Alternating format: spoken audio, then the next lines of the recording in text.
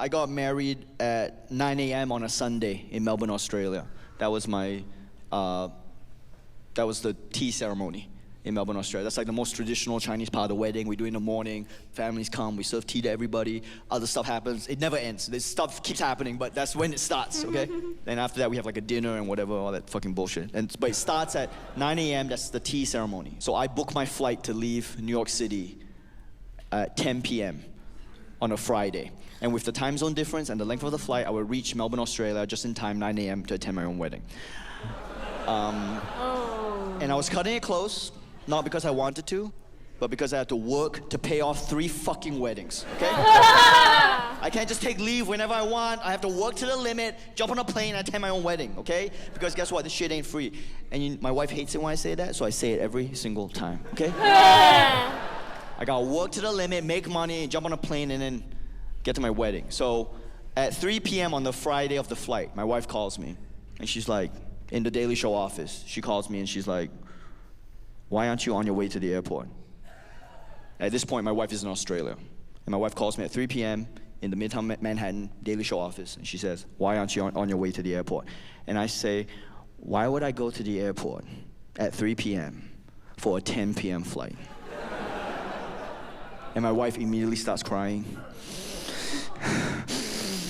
She says, because it's not a 10 p.m. flight, it's a 6 p.m. flight, you fucking idiot. So apparently I made a small mistake there. I thought it was a 10 p.m. flight leaving JFK in New York City. It was actually a 6 p.m. flight leaving JFK. At 3 p.m., I was still in the Daily Show Midtown Manhattan office. And to make this flight, I would have to go home, pack. Trains and automobiles. Fight through Friday Manhattan rush hour traffic to get to JFK in time for an international flight in 3 hours to attend my own wedding. Herculean task, I know, but guess what? I believe in myself. So, my wife immediately starts crying. She's like, how can you let this happen? And I hang up the phone, I throw it against the wall. Because now is not the time for negative energy. Okay? Oh my God. That's right. We are in problem-solving mode. Okay, there's plenty of time at a later date to assign blame to all parties responsible for this fucking fiasco. But for the moment, can we just focus on positive energy and solutions only? Thank you. So I hang up the phone, I throw it against the wall, and I run home, 15 minutes. I sprint home, and I get home in 15 minutes, and I pack in 5 minutes. And I know I packed in 5 minutes because as soon as I got home, I said, Alexa, time 5 minutes. And then Alexa was like, would you also let me buy you a watch and a clock? And I was like, Alexa, buy whatever the fuck you want. I don't have time for this right now. Okay, well, I'm gonna buy all that stuff right now. And then some guy came in my house immediately. I was like, get the fuck out of my house. And I took my luggage and I put my tux in there and one t-shirt and one sock, so it's gonna be a crazy after party. And then I zipped up my luggage and I ran downstairs. I hit the New York City street level with my luggage. Crucial decision to make. Do you take the taxi or do you take the subway, okay? And Google Maps says that the taxi will be an hour and a half through traffic. Google Maps says that the subway will be 59 minutes. So I go, okay, fuck it, I'm gonna take the subway, right? Because I can't live with taking the taxi and getting stuck in traffic and missing this flight. I'll take the subway, at least I'm always in motion, and if I miss the flight, I'll just find a new wife, all right? So I take my luggage, I run down the New York City subway stairs, holding my luggage. I'm running down New York City subway stairs. I hit the New York City subway platform, and there's a train right there. And its doors start closing.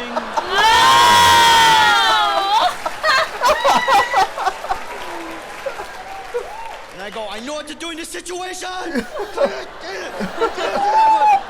I try to put my head in the door, and I can't get to the door in time. I can't even reach it. Even with my hand, I can't even reach it. It's too far away. I'm trying to make the trade with the train guards. I'm like, take my hand, train guards, for safe passage. It's worth it, take it. And I can't reach the door. And the doors are closing, and this black guy is standing right at the door.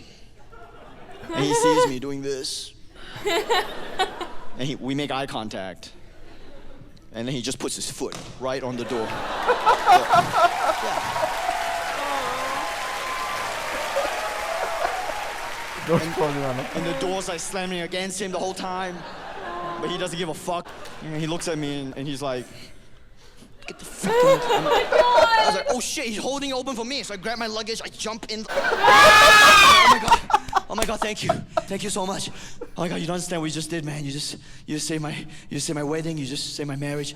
You definitely saved my life. And this guy, so he's like too cool for school. So and he's like, nah, don't worry about it.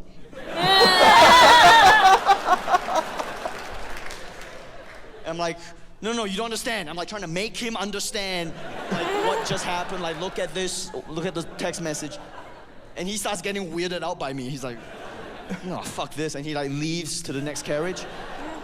And I realize I'm being the creepy person on the train right now. Because I'm like sweating, I'm holding my luggage. I'm going like, oh, thank you. Thank you so much, thank you. Thank you, everybody. Can someone spare some change, please? Please spare some change, anything helps. And so, instead of trying to thank him in the moment, which is way too creepy a move, I just take a photo of his face when he isn't looking, all right? So at a later date, when I have enough Instagram followers, I can post this photo and be like, does anybody know this guy? Because he fucking saved my wedding. Also, sometimes I look at his face when I'm feeling sad.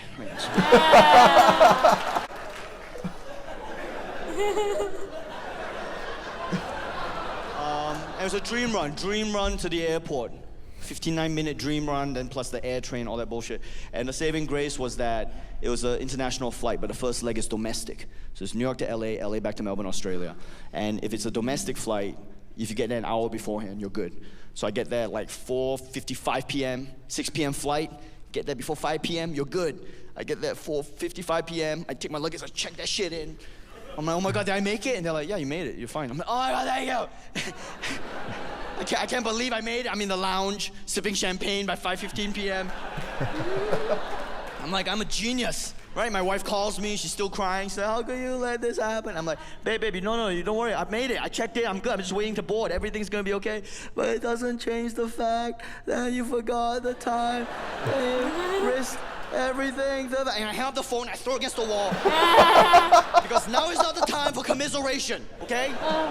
We just went through some serious challenges in our relationship. There's plenty of time at a later date to assign blame to all parties responsible for this fucking fiasco. But for the moment, can we just focus on the present and celebrate successes as they come? Thank you. And so I have the phone, I throw it against the wall. And at 5:15 p.m., I'm sipping champagne. And at 5:30 p.m., there's a 4-hour flight delay. So by the time I get to LA, I miss the connection back to Melbourne, Australia. And so I missed the tea ceremony. I missed the most traditional Chinese part of the wedding. All the families were there. They were very upset. My in-laws were upset. My own family was upset. My wife was definitely upset. Our marriage started off on a very rocky term. I'm still making up for it to all parties involved, my in-laws and my own parents. But that's not the point. The point is, guy stood in the subway. And he put his foot on the door. And he held the door open. Like a real American exercising his right to fuck up the entire train line for one person. But he did it for someone else. He did it for someone else, which is what this beautiful country is about. It's using the freedoms we have to help other people who don't have that many freedoms. Who don't have what we have here. All right? You guys have been awesome. Thanks for listening. I'll see you guys later.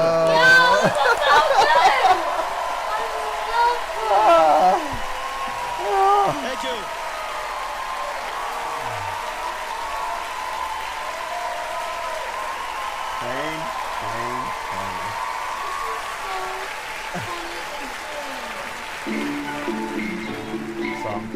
So that was RonnyChieng. I've never seen it before. I've listened to it before, driving Netflix, and just on the radio, not on the radio, but on the speaker. So I was like long distance driving.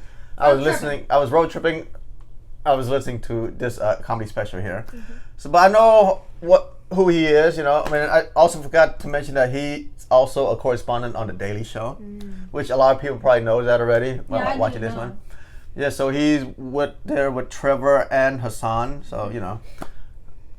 So this is my second or third time hearing this. First time viewing it, but still had a lot of moments, right? Mm-hmm. Hilarious moments. Oh, lots of moments. The bidet. Yeah. The bidet. I love the bidets. I love bidets. Target never misses. No. Hey, you can move it. love this. I really enjoyed this a lot.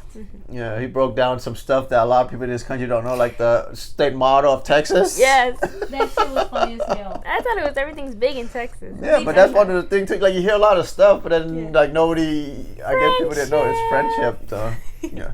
But then you're from Tennessee, and you see the agriculture and commerce. I've seen that everywhere. Yeah, so that's, I never knew why. it's the state motto. Oops. Anything to add over here? Oh, we're the Aloha State. That's No, all I we're know.